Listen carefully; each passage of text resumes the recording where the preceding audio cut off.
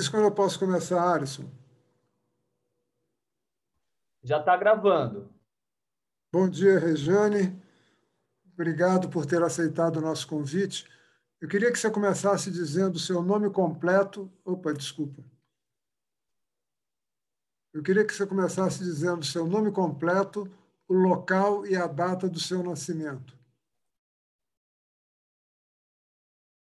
Meu nome é Rejane Guimarães Pitanga. Eu nasci em Salvador, na Bahia, dia 1º de outubro de 1956. O nome dos seus pais, por favor. Minha mãe, Maria José, o nome completo?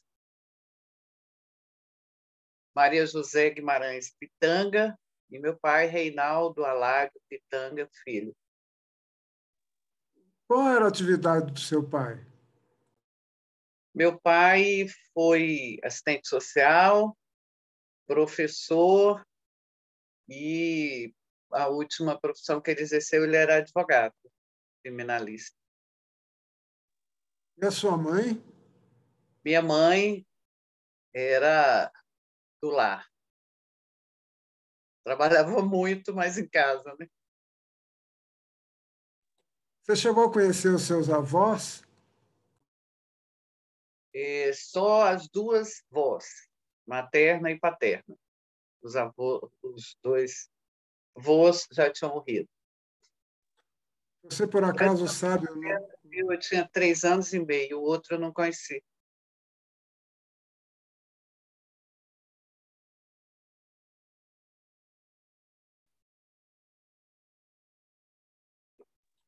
Deu uma congelada aqui. Você, você sabe o nome dos seus avós?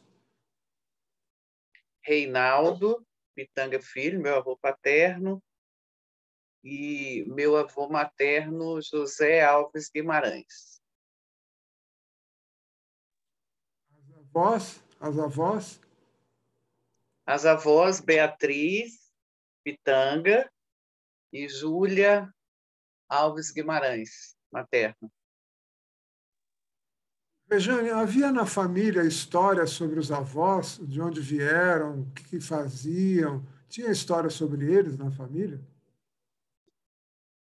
Tinha, assim mais...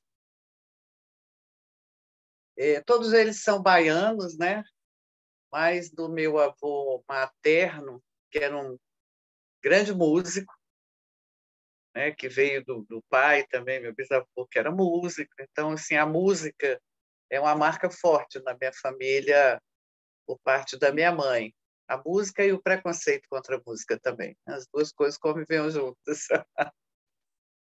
Foi isso, assim, mais as histórias mais que eu ouvia sempre muito era essa, das histórias do meu avô. Meu avô era ferreiro e era músico, afinador de instrumento, tocava piano, violão, violino, enfim, né? Era um personagem muito interessante que eu não conheci, mas tinha muita vontade de conhecer, até porque eu gosto muito de música.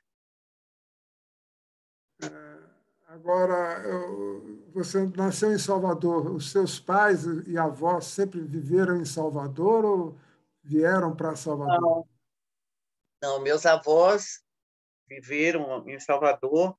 Meu pai veio para Brasília em 1959, portanto, eu me criei em Brasília, né? Eu vim muito pequenininha para Brasília. E aí a gente morou aí a vida toda.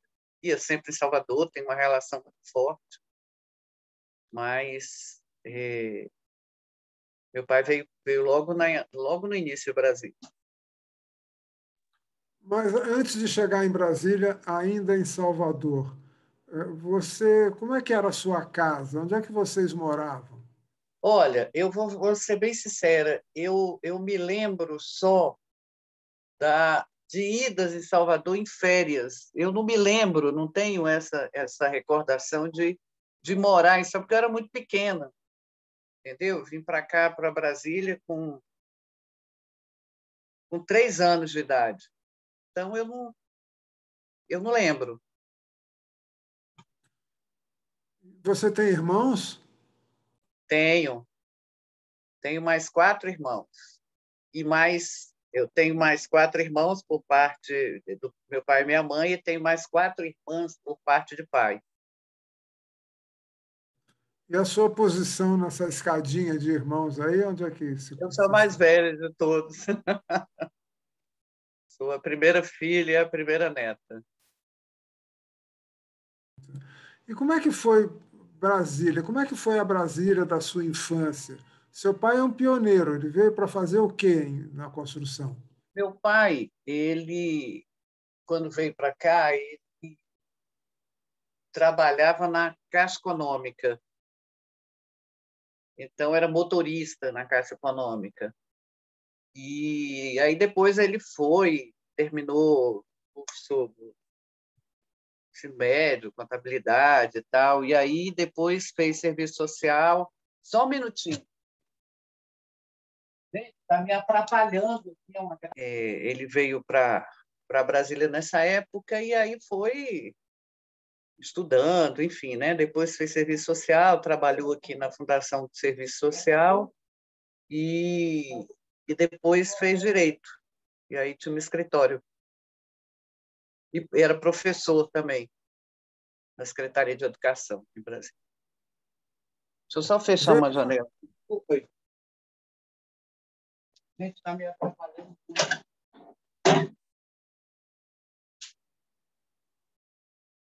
Oi, vamos lá. Desculpa aí.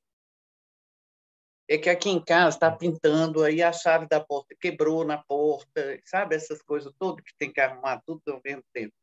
É isso. Mas diga. Quando vieram para Brasília, veio a família inteira, de Malicuia, todo mundo?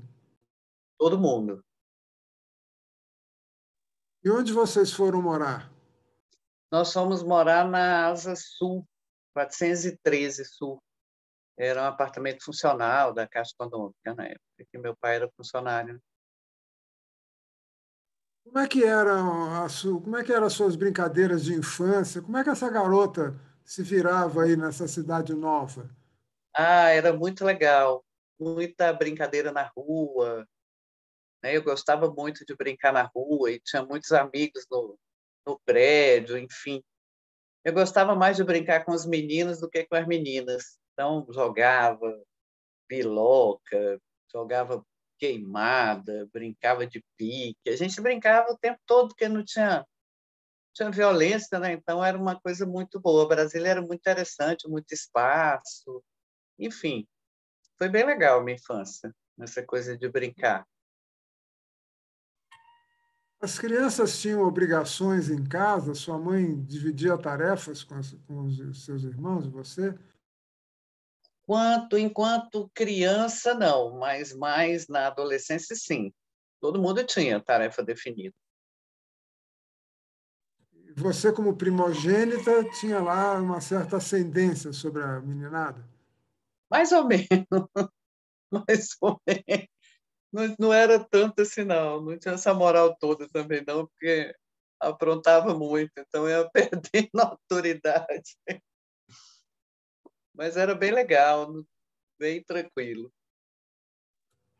Rejane, fala um pouquinho mais sobre essas brincadeiras, essa infância no Planalto Central, absolutamente inóspito e liberado, com um É, cerrado à quando, sua frente. é, quando nós chegamos, essa quadra que a gente morava era perto da L2 Sul, né? Portanto, as outras quadras que tem 400, depois vem as 200, depois as 300, enfim, que vai subindo para o eixo, né? Toda essas quadras ainda estavam em construção, né? Brasília, então, era um grande canteiro de obra, aqueles acampamentos, enfim, eu não entendia muito bem, mas era muito bom, porque a gente tinha um monte de lugar a brincar, tinha córrego dali para baixo da L2, meu pai levava gente, soltava pipa, enfim, então assim foi uma infância muito livre, né? Muito interessante. A escola ficava quase de frente para o prédio que eu morava, dentro da quadra, que é a Concepção, né? De Brasília, então eu já estudava na escola classe, na 413 Sul, enfim. Então, assim, era muito bom, muito livre, tudo muito aberto, mas começando, né? Aquela coisa bem difícil. Eu lembro da minha mãe, não tinha máquina de lavar, não sei o que, essas coisas, aquele monte de menino, né? Então não era muito fácil essas coisas. Estava bem no início de Brasília. Regiane, conta um pouco sobre essa primeira escola, que era uma escola integrada à quadra onde você morava. Como é que era o esquema da sua escola? Era uma escola onde estudavam praticamente os meus amigos da quadra, né? Assim, não me lembro muito das professoras. Eu estou com um problema de memória passada, às vezes eu me esqueço um monte de coisa.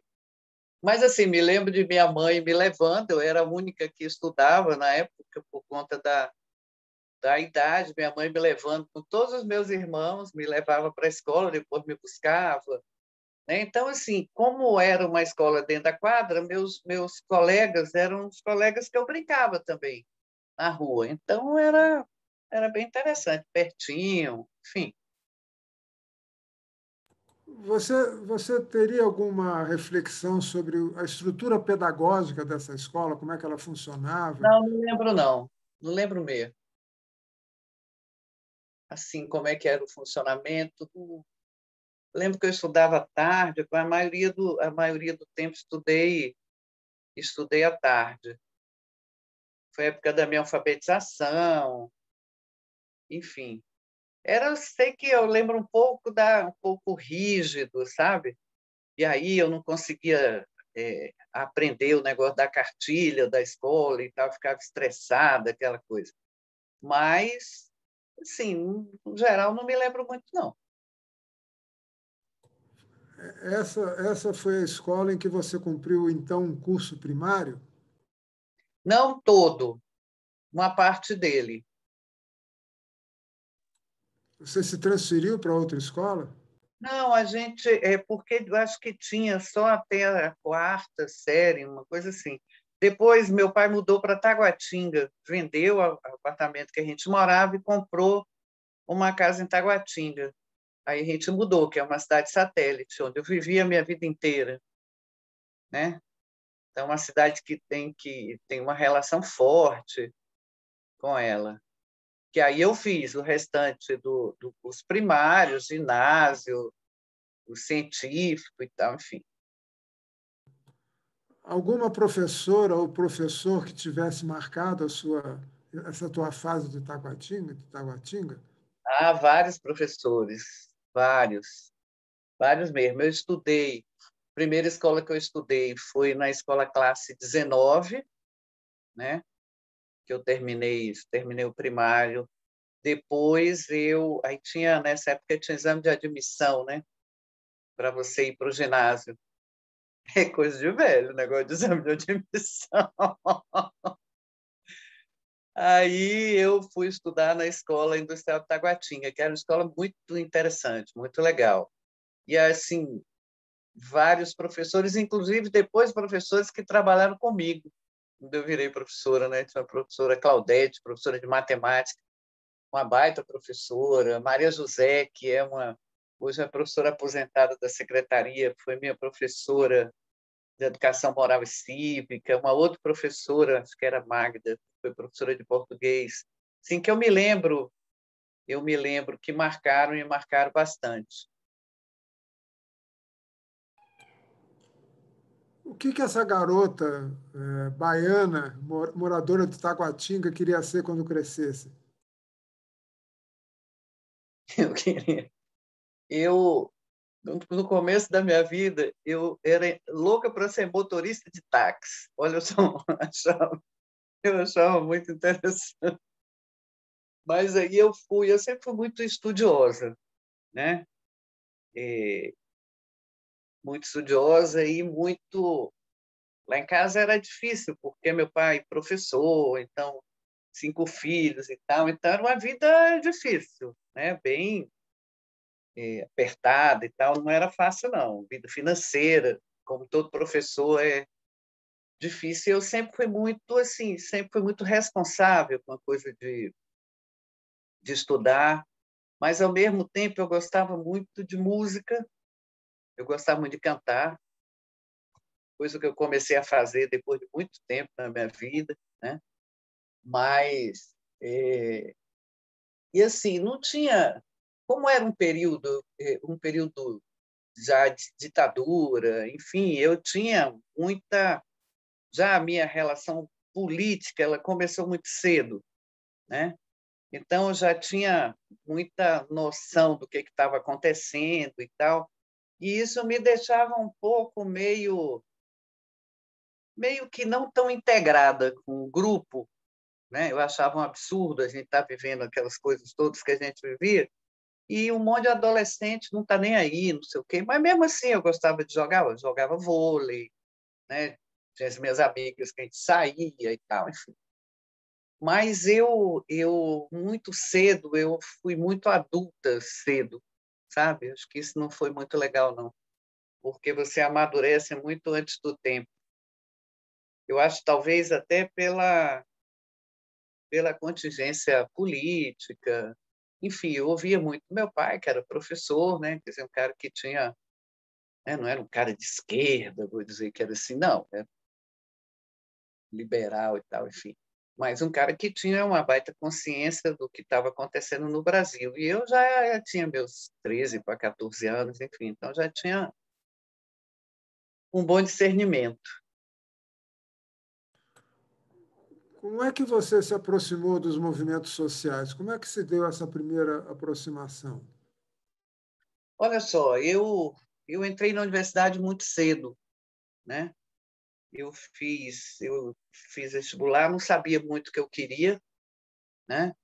Na verdade, eu queria, assim, tinha uma vontade grande de fazer sociologia. Meu pai, não é momento, não sei o quê, tará. Eu fiz vestibular para química e entrei em 75. Eu era muito jovem ainda, né? Na universidade. Então, assim, foi meu primeiro contato com, com o movimento. No científico eu tive um pouco, mas ainda muito incipiente. Tal na universidade foi que eu peguei mesmo já pesado, né? Então foi para mim um grande choque cultural a universidade. Eu tinha uma expectativa muito maior, apesar da Universidade Brasileira naquela época ser um celeiro, né, cultural de movimentos, enfim. Mas foi meu primeiro contato. Foi no diretório dos estudantes de química, nos movimentos que começaram a acontecer, e 2 anos depois que eu entrei, em 77, veio a primeira grande greve depois da ocupação do NB em 68. Então foi muito pesado, né? Então aí a gente não tinha jeito, tinha que ter contato mesmo. E nessa época já participei muito do movimento de greve, enfim, e me filiei ao Partido Comunista Brasileiro, né, que já tinha uma boa militância nos estudantes, né? O PT nem existia nessa época ainda. Enfim, então foi na universidade que eu tive esse contato com os movimentos. O movimento estudantil, basicamente, né? Depois é que eu entrei na Secretaria de Educação em 78, né? Fiz um concurso e tal, passei super bem colocado e tal. Entrei aí, em 79, teve a primeira greve dos professores, né? Então, eu, muito menina, grávida do meu primeiro filho, estava esperando gêmeos e tal, uma greve complicada, muito complicada, entendeu? Então, aí eu entrei e não saí mais, né, dessa coisa da militância política. Foi um pouco isso. Então, minha vida foi muito marcada pela atuação política, desde muito cedo.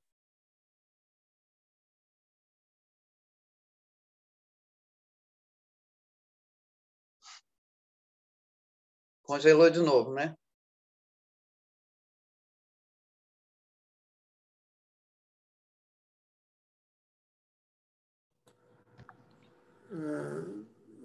A tendência do PC no movimento estudantil era refazendo, não era isso?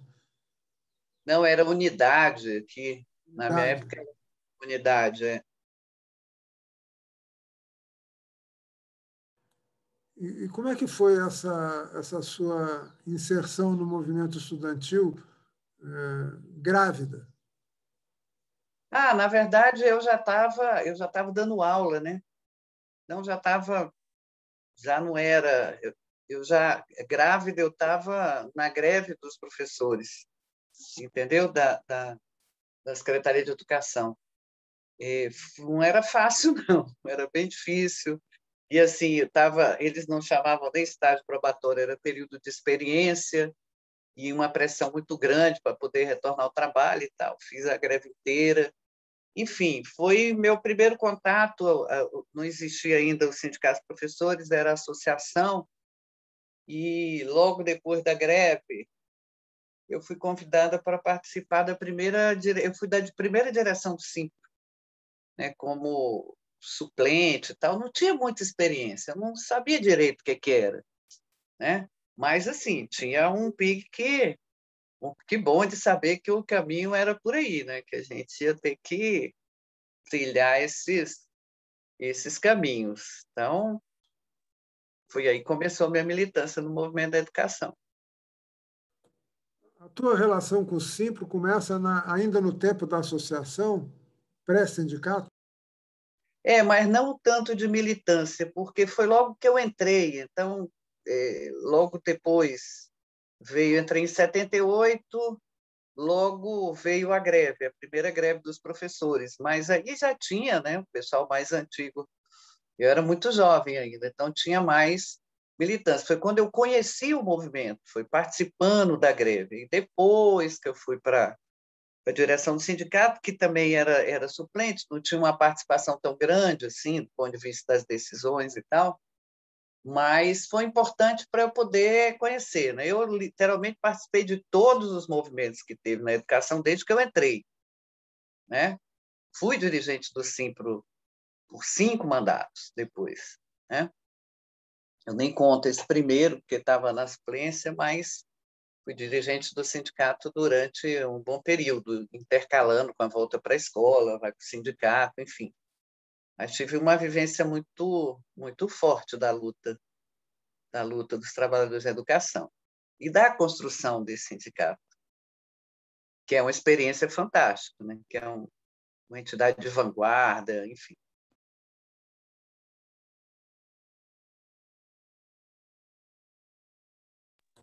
Você desligou o seu microfone, Regiane.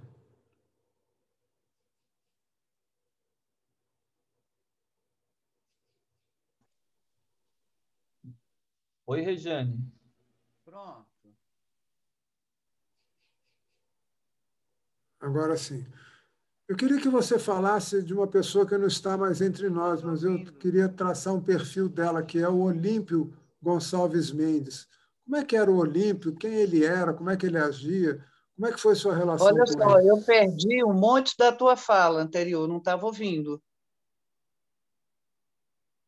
Vou repetir. Hum. Eu gostaria que você falasse do Olímpio Gonçalves Mendes, com o qual certamente você deve ter convivido nesses momentos seus no sindicato. Como é que ele era? Como é que, como é que era a relação com ele?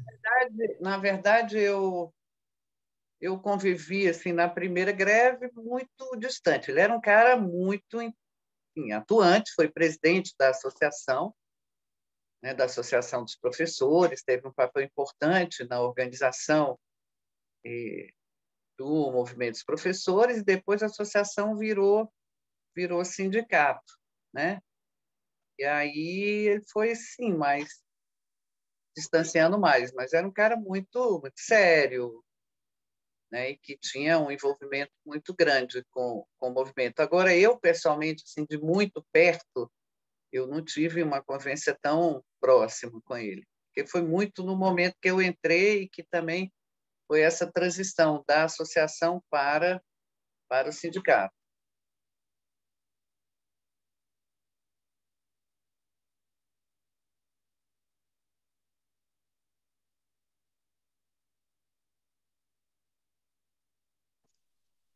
Acredito que Foi. vou de novo. Ele acabou saindo agora. Ah, Vou dar uma pausa aqui, ele vai em Brasília. Estou gravando novamente. Regiane, nós falávamos do Olímpio. Eu queria que você, por favor, dissesse um pouco dessa pessoa, traçasse um perfil desse militante sindical.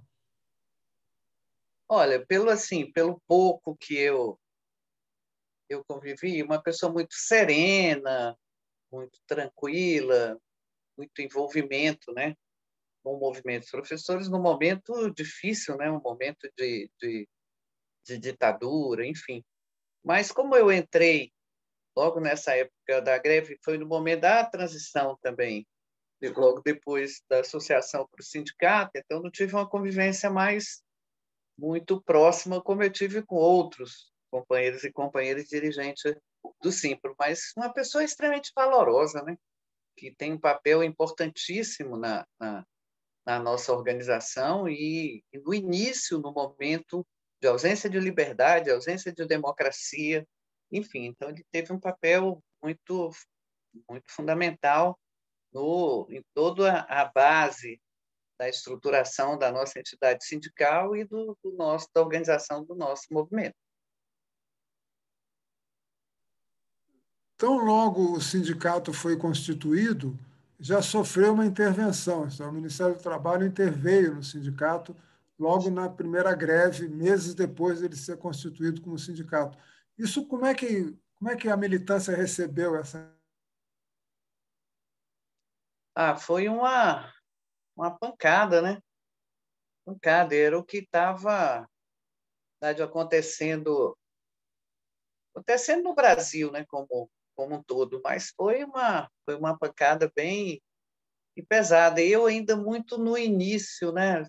Luiz, muito no começo, enfim, mas foi pesado para o movimento, bem pesado. Depois nós fizemos o segundo movimento em 85, não é isso? Eu não estou muito boa de data, não, mas que foi depois de 79 foi a primeira greve de professores.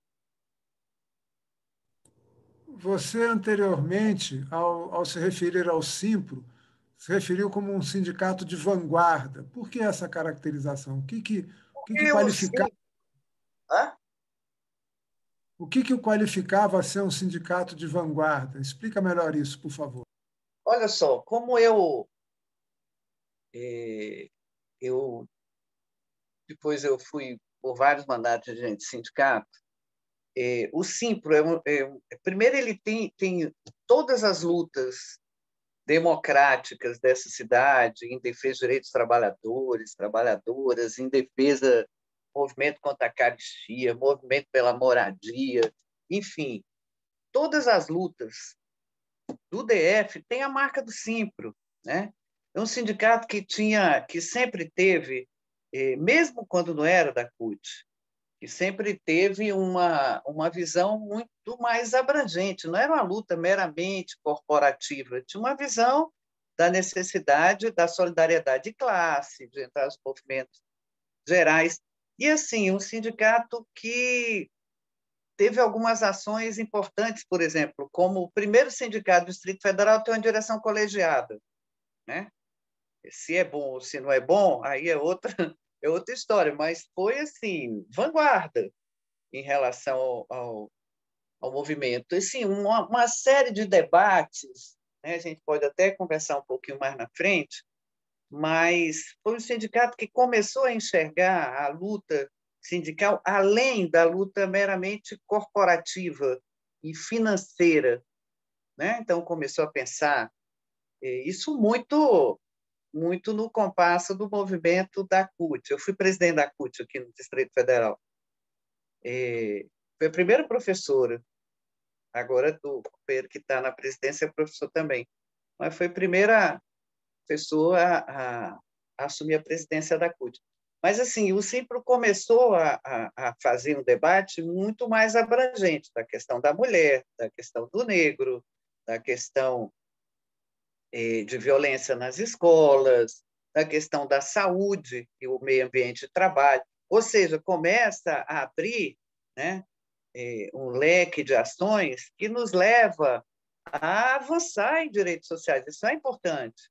E começar a fazer esse debate com os trabalhadores. E sempre teve lado na história, me lembro, nos processos eleitorais, enfim. A gente sempre fez o debate político de que lado que a gente estava, né? Qual era a posição da entidade, enfim, na orientação à categoria. Então, assim, uma posição política muito vanguardista, quando eu falo, muito à frente, né, daquela luta meramente econômica, que sempre foi um grande peso, né, para a gente, porque a gente sempre teve muita dificuldade. Cada coisa que a gente tem no contra-cheque foi resultado de muita luta. Então, o Simpro tem essa marca de uma visão mais cosmopolita, vamos falar assim, no movimento sindical. Essas 5 gestões de que você participou, você estava sempre na mesma função ou fez um circuito por entre as Não, atribuições e responsabilidades? eu fiz um circuito. Eu participei já como direção colegiada, né? Fui da Secretaria de Informática. Lembro, eu voltei para o sindicato a primeira gestão, me parece que foi de 89 a 92. Foi uma gestão marcada por muitas conquistas, uma direção muito boa. E depois eu fiquei na Secretaria de Gênero, Raça e Orientação Sexual. E depois na Secretaria de Mulheres, né? Porque cada gestão eram 3 anos. Então foi isso. Me lembro quantas. Sempre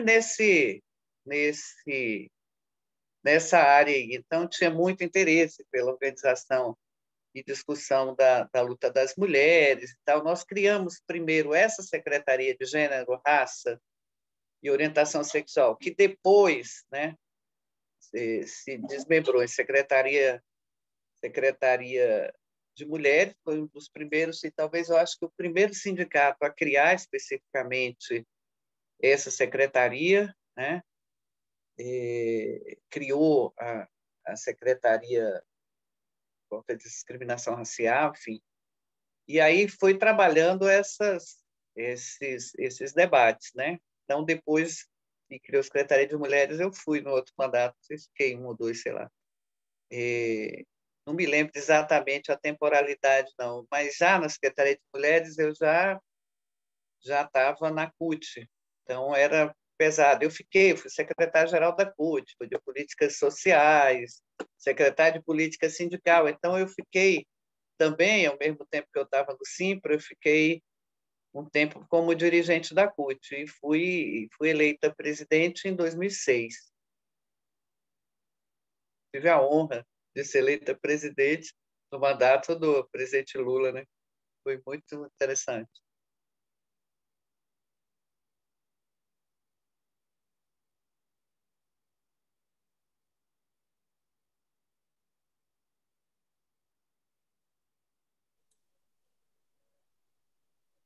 Congelou aqui para mim.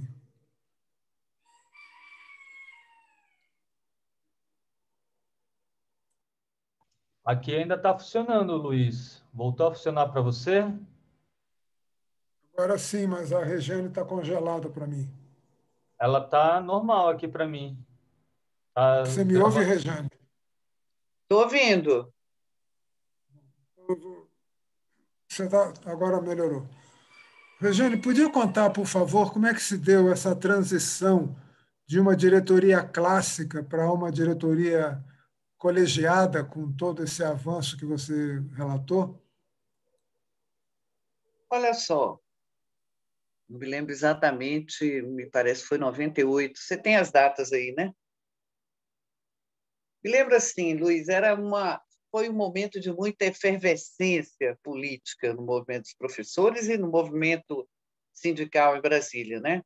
Em 86 foi a primeira direção cutista que foi eleita, né? Aí era uma mulher, Lúcia Carvalho, foi eleita presidente, e logo depois se começou a discutir essa mudança né, essa mudança no estatuto, muito nessa coisa do novo sindicalismo, de uma nova estrutura, enfim. Eu vou ser bem sincera para você. Eu hoje não votaria, eu pessoalmente não concordaria com essa mudança. É mais democrática, enfim, mas ela é bem complicada do ponto de vista interno da organização, né? Porque você pode ter presidencialismo, que é a estrutura da maioria das entidades, com democracia, né? Eu fui presidente de uma central e tivemos uma atuação coletiva muito grande. Então, assim, foi um momento, acho que foi um momento importante, um momento histórico importante, mas que a própria prática, né, do dia a dia, do trabalho, sempre é um sindicato muito grande, né, tem muitos locais de trabalho, é muito pesado. Então, assim, eu acho que o colegiado, ele meio que dilui um pouco as responsabilidades e acaba algumas pessoas representando efetivamente, né? Você acaba tendo alguns presidentes, certo? Porque em cima, dependendo da formação, da experiência, enfim, as pessoas se destacam umas mais que as outras, entendeu? Então, assim, eu acho que, inclusive, a categoria, ela até hoje não conseguiu compreender muito bem essa história do colegiado. Mas, enfim, acho que foi importante no momento histórico e a gente foi meio que aprimorando a estrutura, criando em algumas mudanças estatutárias, inserimos cota de mulheres, hoje tem paridade, inserimos o Código de Mulheres na comissão de negociação, que apesar da gente ser maioria na base,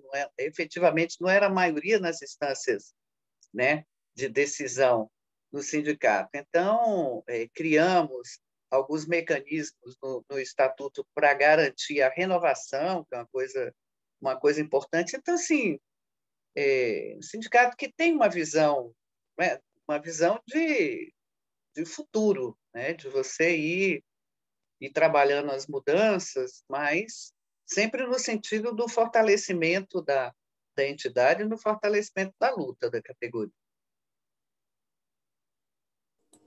Isso se alinha com aquela ideia que você me passou a respeito do Simpro como transcendendo a pauta corporativa, isto é, Com certeza, buscando outro tipo de atuação política. com certeza, com certeza. E o E com, Simpro, Luiz, o Simpro ele é um sindicato que produziu muitos quadros políticos, né, para o Distrito Federal. Para mim, foi a maior escola da minha vida, né? A maior escola, me ensinou muita coisa, me deu muita experiência. Hoje eu estou aposentada, faço assessoria, enfim, mas foi uma escola muito grande. Até porque, eu posso um pouco falar isso, porque eu passei por todas. Eu fui dirigente do Simpro, eu fui presidente da CUT, depois eu fui deputada distrital, né? A minha primeira disputa eleitoral em 2010, eu fiquei na primeira suplência do PT, nós ganhamos o governo do Distrito Federal, eu fiquei um ano como deputada distrital. E depois eu fui secretária de Estado. Então, eu pude viver todos esses, né, esses espaços institucionais. E, com certeza, o sindicato, para mim, foi a maior escola. Por exemplo, quando você chega no executivo, que é um espaço bem complicado, e eu fui para uma área muito difícil, que era criança e adolescente, dificílima, talvez foi um dos maiores desafios da minha vida, a experiência do Simpro me deu muita base de atuação, porque você sai do espaço, tanto o espaço legislativo quanto o espaço do executivo, você sai de uma ação coletiva, que é o sindicato, para uma ação muito mais individual, né? Um voo muito solo. Então, assim, eu senti muita falta, tinha hora que me dava muita nostalgia, assim, saudade dos meus companheiros, ia no sindicato conversar, essas coisas assim, mas é uma escola impressionante, muito grande. Até porque você vive uma relação de conflito, né, de resolução de conflitos, uma coisa bem permanente. O Simpra é um sindicato onde a maioria das forças políticas que atuam na esquerda atuam no movimento, então também isso é uma grande escola que te ensina a conviver com as diferenças, né, trabalhar na diversidade. Então, isso é uma coisa importante. É uma baita de uma escola, assim, que tem grandes quadros políticos. Sei que o movimento sindical hoje passa por um momento bem difícil, por essa conjuntura horrorosa que nós estamos vivendo, né, nesse ambiente de fascismo, com esse governo de extrema-direita, enfim. Um sindicato que se mantém em pé, firme, vivo, né, que é referência na base, na luta da educação aqui no DF e no Brasil inteiro.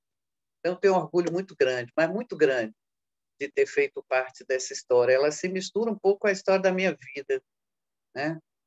Eu saí do movimento sindical em 2010, e já tinha cumprido meu papel, né? E assim nunca tive muito fascínio, Luiz, dessa história de ser deputada.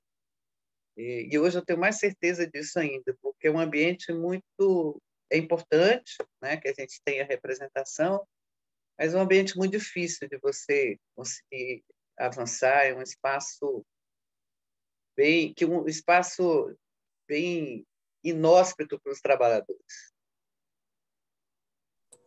De todo modo, Regiane, você deve ter tirado boas lições dessa sua ação do outro lado do balcão, né? Tanto no executivo quanto no legislativo. Quais são as grandes lições que você teve disso? Olha só, primeiro assim, o que todas as minhas lições e todas as minhas ações, tanto nesse espaço do legislativo, cuja minha dedicação nesse ano que fiquei era em defesa, né, da pauta dos trabalhadores, da educação, enfim, do avanço de direitos sociais, tal, que é uma pauta difícil para caramba, porque é uma Câmara extremamente conservadora, enfim. Mas, assim, no executivo, trabalhar com adolescente em conflito com a lei não é fácil, né? Conselhos tutelares e tal, toda essa era a pauta, e eu coordenei um processo de desativação do CAD, que era uma das piores unidades de internação do país, e a estruturação do novo sistema socioeducativo. Então, foi um desafio enorme, até porque eu não conhecia muito essa área, mas o embasamento como educador e como militante sindical, então, tudo eu fazia o paralelo com o sindicato. O sindicato me deu um embasamento muito grande no processo de aprender a negociar, né? A CUT também, porque na CUT você não trabalha com um sindicato só, né? Você atende a vários. Então, essa coisa de lidar com a diversidade, eu aprendi muito no movimento sindical. Então, lidei com aspectos diferentes, né, dessa diversidade, tanto no espaço do parlamento quanto no executivo. O executivo é muito mais duro ainda, mais difícil. Então, essa escola que a gente pensava, que a gente articulava, que a gente trabalhava caminhos sempre para tentar avançar o máximo que a gente podia, né, nos direitos, isso para mim foi uma escola fundamental, fundamental. Porque depois os outros espaços também você vai viver isso, né? É um processo permanente de resolução de conflitos, né, que quando você vem do ambiente onde você passou anos trabalhando nessa seara, fica mais fácil, né? Eu fiz um trabalho muito interessante no espaço do executivo, é muito mesmo. Foi marcado por grandes avanços, enfim, e numa área difícil demais, meio que uma área que você enxuga gelo o tempo todo. A Câmara eu sempre fiquei meio porque é um ambiente tão difícil de você avançar, de você aprovar um projeto, sabe? De você é bem complicado, mas muito interessante. Eu acho que os professores precisam pensar na importância de você ter representação no parlamento. É bem importante. No caso do DF,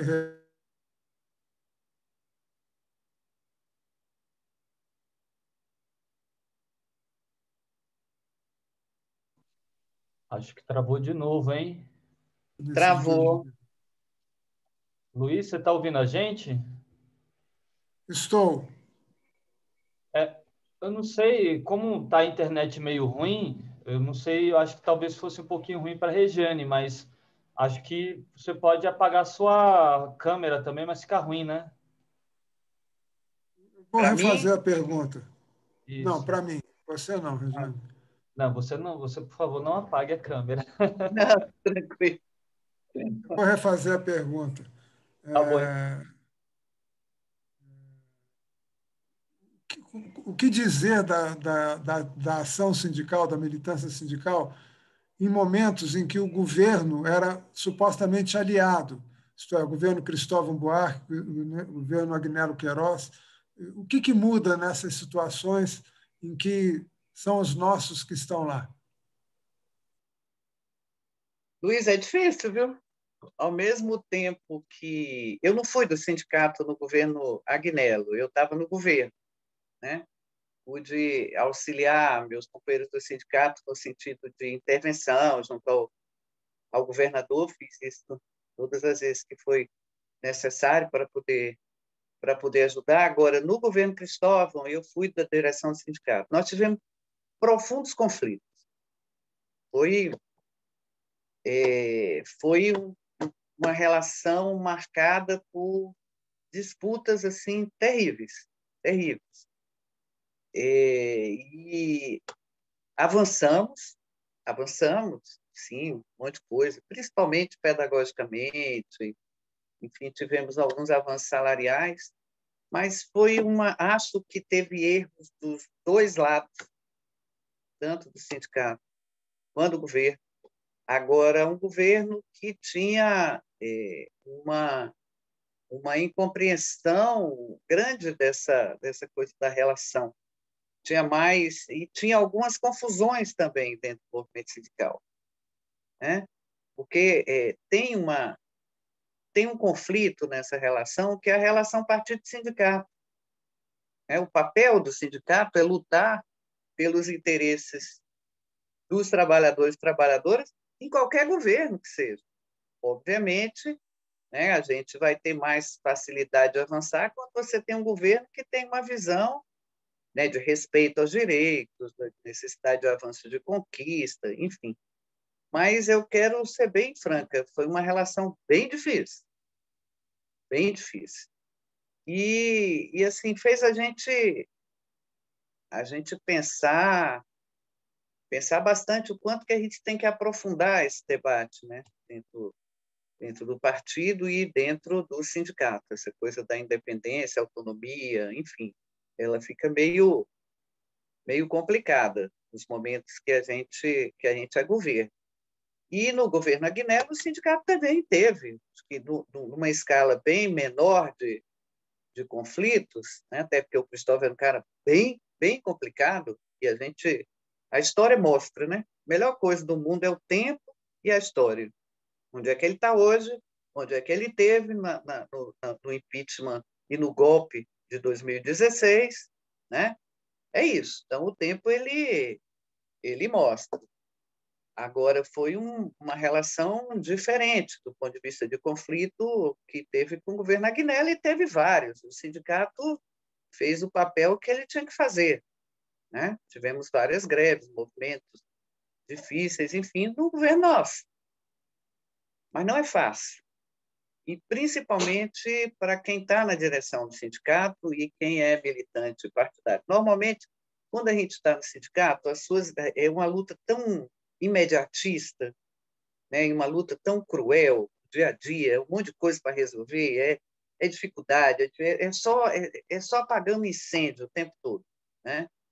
Que a gente deixa um pouco de atuar partidariamente, você fica mais focado no movimento sindical, né? Eu acho até que isso hoje o pessoal está melhorando mais nisso, mas minha geração tinha mais dificuldade com isso. Você se dedicava mais ao movimento sindical, apesar eu sou filiado do PT desde 83, né? E tem gente do sindicato que vem, né, que foram meus companheiros de diretoria, que estão desde o início, antes do início do PT, do debate. Mas a gente ainda tem muito que amadurecer nessa relação. Uma relação extremamente conflituosa e que causa para a gente, pessoalmente, situações de constrangimento, de sofrimento, enfim, apesar de ter a clareza da importância da independência e da autonomia. Isso é o discurso, né? E que a gente tem muito mais facilidade se você tem um governo que respeita e tem, né, a ótica voltada para a construção de um novo modelo de Estado, de cidade, enfim. Mas não é fácil a relação, não. Bem difícil. Eu não sei se está ainda, se já está resolvido, eu acho que não. Vamos ver. Regiane, como é que você avalia a atuação do Simpro nessa conjuntura difícil que nós estamos vivendo agora? A atuação atual, nesse momento do Simpro? Olha, sem nenhuma... Nós temos uma direção, eu tenho orgulho de ter participado na coordenação de campanha da chapa eleita para essa diretoria. Eu tenho uma relação muito próxima com o sindicato, sempre tive, nunca me afastei, já tivemos conflitos e tal, essas coisas naturais do movimento. Mas, assim, eu achei a condução extremamente competente, principalmente nessa questão da pandemia. O sindicato teve uma postura de luta em defesa da vida, né, questionando todo esse negacionismo do governo federal, as dificuldades da relação com o governo do Distrito Federal, que iniciou o processo com ações interessantes, depois foi se alinhando, né, com o governo Bolsonaro. Então, assim, se a gente pensar bem, é uma diretoria que tem muita gente nova, que teve uma renovação muito grande, né? Os quadros tem gente experiente, nós fizemos fomos construindo essa combinação ao longo da história, então acho que o pessoal teve muita maturidade política para lidar e fazer esse debate, esclarecer a categoria no momento que você não tinha condições de se reunir, um momento que a gente vem sofrendo retirada de direitos desde o golpe de 2016, né, num cenário totalmente adverso do ponto de vista de avanço, de conquista, ao contrário, é um cenário de perda, um cenário de refluxo, um cenário de desmobilização, que muitas vezes a culpa, ao invés de recair no governo, recai no sindicato. Eu me acostumei com isso no tempo todo de dirigente sindical. Então, assim, acho que o Simpro ele teve uma sutileza e uma inteligência, a diretoria, no encaminhamento, né, das lutas e no enfrentamento da pandemia. Eu acho que é muito difícil você enfrentar o novo e o desconhecido, e principalmente um cenário como esse, é uma guerra, né?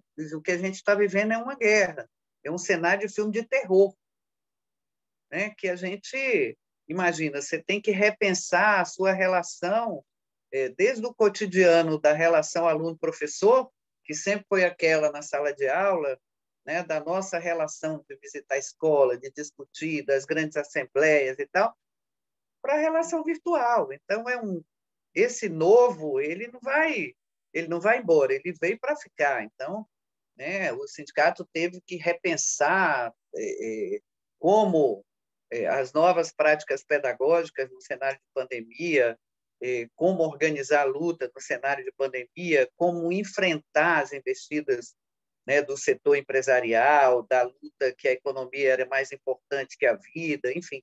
Então, acho que eu falando como professora professora sindicalizada que sou há muito tempo, com a matrícula 3.000 e pouco.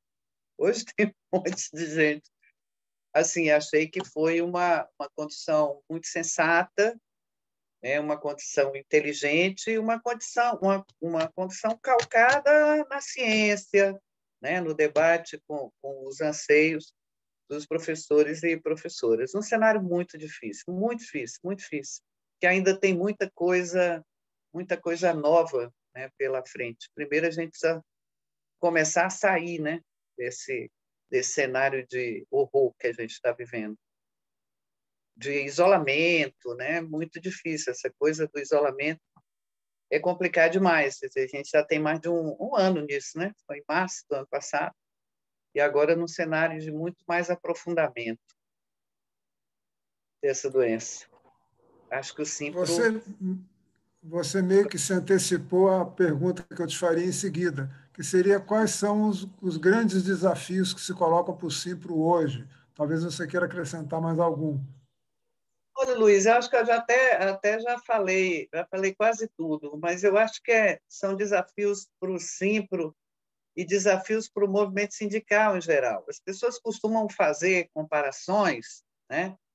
Por exemplo, eu fui dirigente do Simpro em alguns momentos de grandes conquistas, de grandes mobilizações, né? Como fui presidente da CUT no momento que a gente foi governo federal, enfim, fizemos muita coisa e avançamos num monte de coisa. O cenário hoje é diferente, né? A conjuntura é outra, então você não pode utilizar uma prática do início do século para um momento como esse que a gente está vivendo. Então, essa coisa de pensar novas práticas, né?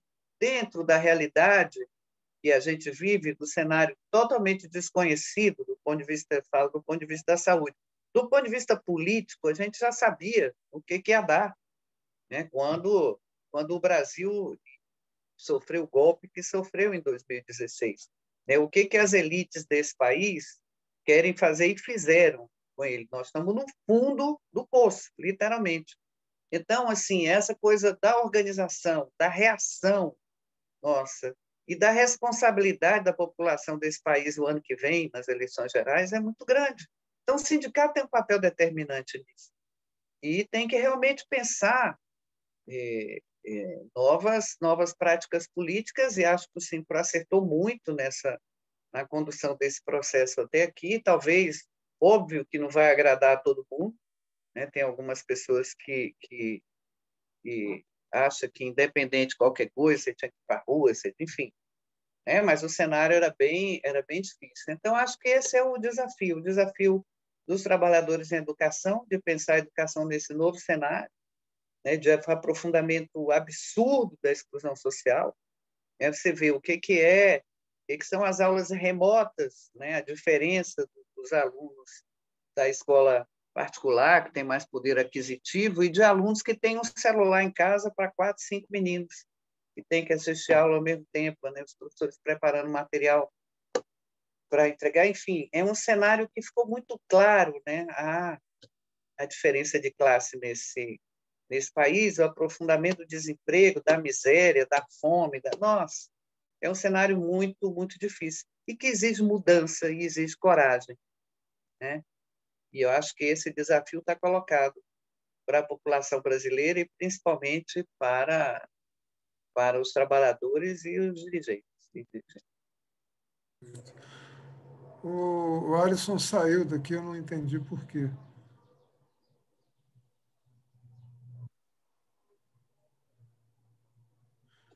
Bom, o Alisson, nossa retaguarda técnica, sumiu daqui, isso me Que preocupa um bom, pouco. que Deixa eu foi. dar uma ligadinha para ele, por Tá favor, um legal de segundinho. ver.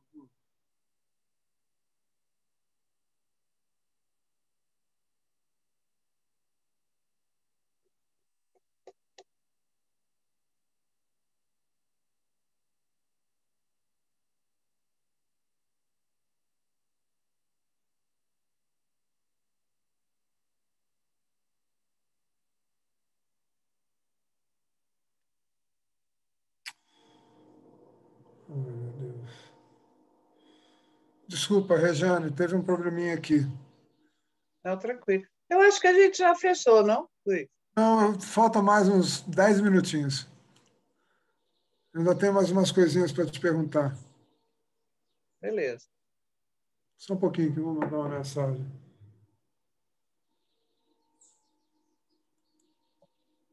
Ah, já está voltando, a internet dele caiu.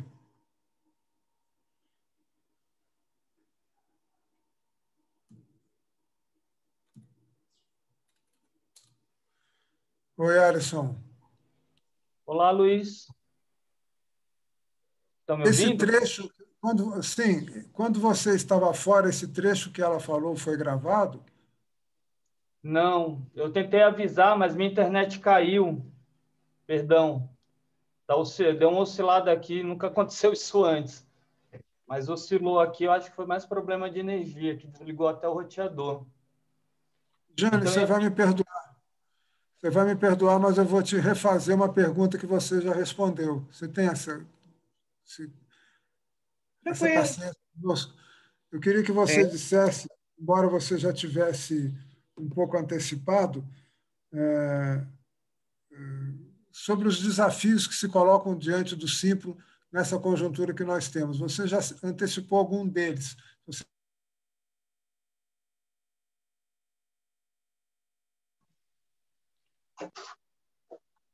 alô?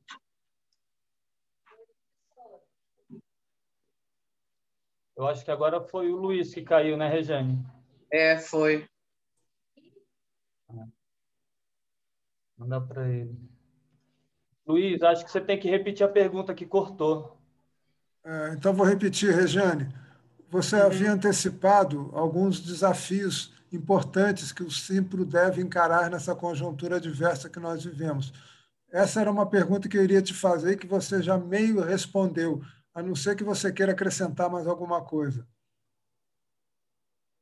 Olha, e os desafios são muitos, né? Até porque a gente está diante de uma conjuntura, do ponto de vista da pandemia, uma conjuntura nova.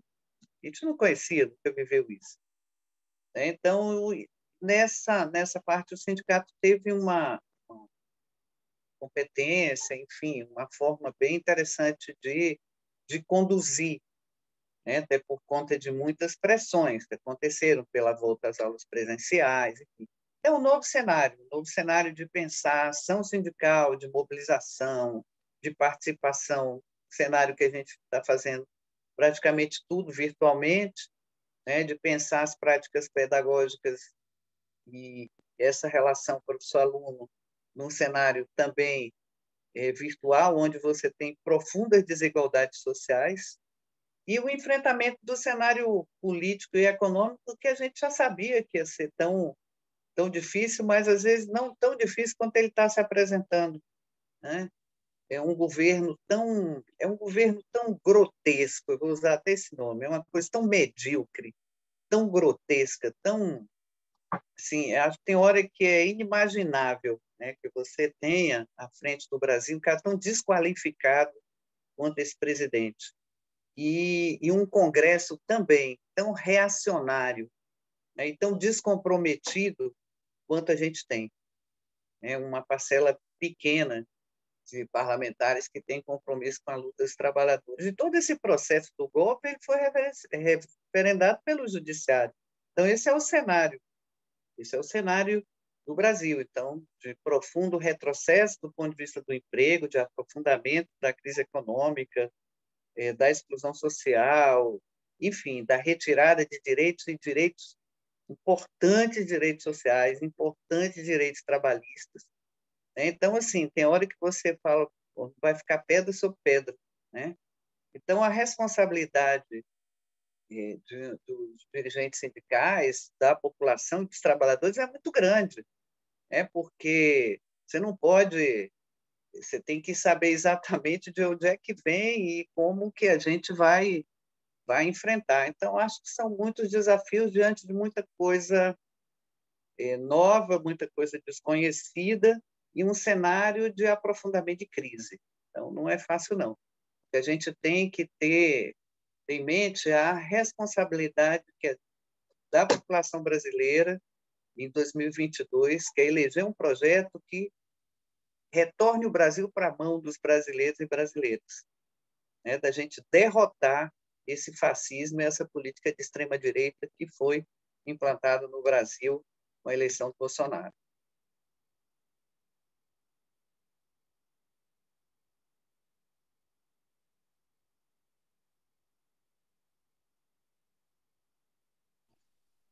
Eu acho que o Luiz caiu de novo, Rejane. Caiu. A internet hoje está bem difícil. Tá difícil. Que bom que a sua não caiu. Pois é. Gravou, não gravou esse pedaço aí que eu respondi? Sim, sim, está tudo gravando. Eu acredito que gravou até o anterior também. Inclusive, Bom, então, ok, que eu continuo aqui. ok.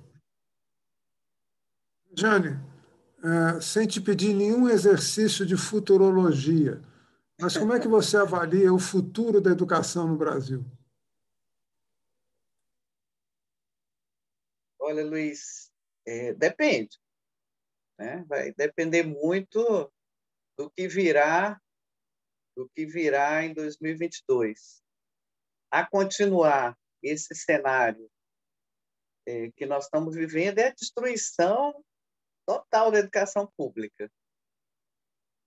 É a destruição de direitos, é muito difícil.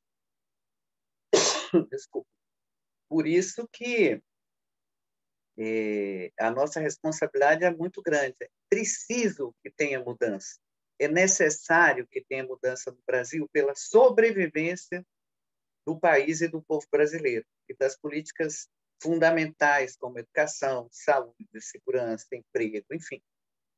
E essa responsabilidade está nas nossas mãos, né? Portanto, eu acho que esse é o grande desafio que a gente tem pela frente. Se teve uma área nesse governo que foi totalmente dizimada, foi a educação. Nunca teve um ministro, né, que entendesse alguma coisa de educação, enfim. Então, assim, o compromisso era de destruir as políticas que foram construídas do governo Lula para cá. Foi um cenário que foi construído muitas políticas na área de educação, e inclusive políticas anteriores de outros governos. O compromisso dos caras era destruir, né? Destruir nessa concepção conservadora, medíocre, né? De desvalorização total da educação, que educadores, artistas, intelectuais são os principais inimigos do governo fascista, né? Então, eles elegeram a gente logo do início para fazer parte do processo da destruição. Portanto, a gente tem uma responsabilidade muito grande pela frente para tentar mudar esse país.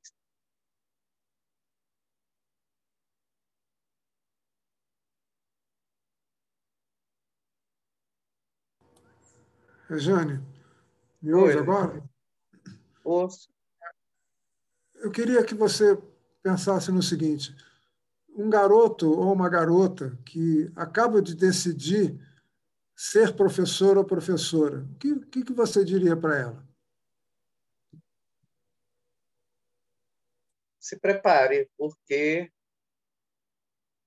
a vida é dura, é difícil. Mas que você escolheu uma profissão das mais importantes na sociedade, mas, ao mesmo tempo, das mais desvalorizadas. Então, é preciso ter essa consciência que ser professor no Brasil não é uma tarefa fácil. Não é mesmo. Para começar a encaminhar o final da entrevista, eu queria voltar para o plano pessoal. Você é casada, tem filhos? Eu tenho 2 filhos, tenho 3 netos, tenho uma filha que é professora de geografia, e tenho um filho que é bancário. E eu estou no meu 4º casamento, Luiz, já casei um monte de vezes. Como É é o nome isso. dos seus filhos? Marcelo, funcionário da Caixa, e Janaína, que é professora de geografia. E meus netos, eu tenho o Arthur, 14 anos, tenho a Beatriz, de 9, e tenho a Bárbara, de 9. Rejane, alguma coisa nessa conversa que você gostaria de ter dito e não disse? Então, Luiz, assim, eu fiquei... primeiro, assim, agradecer, né, o espaço para falar um pouco dessa luta, até porque a minha vida, a história da minha vida, se confunde muito com o movimento, né, com a construção do Simpro. Meus filhos eram bem pequenininhos quando eu fui do sindicato, depois, às vezes, a gente nem acompanha muito o crescimento, que a luta é muito dura, mas, assim, ter a oportunidade de falar do meu orgulho de ter participado dessa história tão bonita e de tanta luta. Então, vida longa para o Sim, vida muito longa, que a gente precisa de continuar unido, firme e forte nessa luta em defesa da educação. E como é que você se sentiu participando dessa entrevista? Eu achei muito bom, fiquei muito à vontade, achei interessante, porque é um perfil bem diferente das outras, que cobravam data e o que aconteceu na greve tal, na greve tal, na greve tal, e às vezes a gente ficava agoniado, ai meu Deus, eu não me lembro mais como é que foi e tal, enfim, né? Eu estou com 64 anos, Luísa, então a gente vai perdendo um pouco né, a memória, a bagagem da memória passada. Mas eu fiquei muito feliz de participar, certo? Qualquer coisa eu estou à disposição. Fiz curso de admissão, viu? Oi? Eu também fiz curso de admissão ao ginásio. Para finalizar, Rejane, quais são os seus sonhos? Luiz, eu vou te falar, eu estou no momento da minha vida, eu, eu não tenho mais nenhum interesse em ter nenhuma função pública, né? Não quero mais. Eu quero viver com mais tranquilidade, né? Ter um momento mais de tranquilidade, porque assim, eu tive uma vida muito tumultuada, sempre com muita coisa, com muito pouco tempo para mim, com muito pouco tempo para minha casa, para minha vida pessoal, para meus filhos, enfim. Eu quero ter isso agora, né? Continuo militando, continuo ajudando e participando no que eu posso participar, mas eu quero um pouco também de um tempo para mim. Então é isso. Eu nunca fui uma mulher de grandes aspirações, de sonhos, enfim, né? Eu quero ficar mais comigo, um pouco mais tranquila. Então esse é o momento da vida que eu estou vendo. Pode até não ser, né? Pode até daqui para o ano que vem, para outro ano, enfim, mudar. Mas eu acho que eu já me doei muito, né? Já tem um bom tempo da minha vida para a luta, enfim. Eu continuo participando, pode continuar contando comigo. Eu acho que a experiência sempre é uma coisa importante, né? Mas eu quero um pouquinho mais de tranquilidade nesse momento tão difícil, né? De tentar compreender essa loucura toda do mundo, enfim, eu estou tendo muita dificuldade com essa coisa do isolamento, eu não tenho muito a ver com isso, eu gosto de gente, né? Eu gosto de conversar, eu gosto de, sabe, reunir com as pessoas e tal. Essa foi a vida inteira, e mais quer ficar um ano dentro de casa, né? É fácil, não, é difícil demais.